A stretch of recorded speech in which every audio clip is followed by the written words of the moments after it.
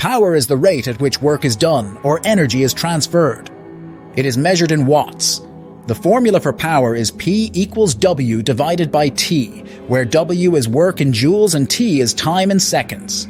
For example, doing 100 joules of work in 10 seconds results in 10 watts of power. Consider lifting weights. Lifting a 50 kilogram weight to a height of 2 meters in 2 seconds involves 980 joules of work. The power is 490 watts. Compare this to a 60-watt light bulb, which uses 60 joules of energy per second, and a car engine that might produce 100,000 watts. This highlights the vast differences in power output. Mechanical advantage, or MA, is the factor by which a machine multiplies the input force. The formula is MA equals Fout divided by Fin, where Fout is the output force and Fin is the input force.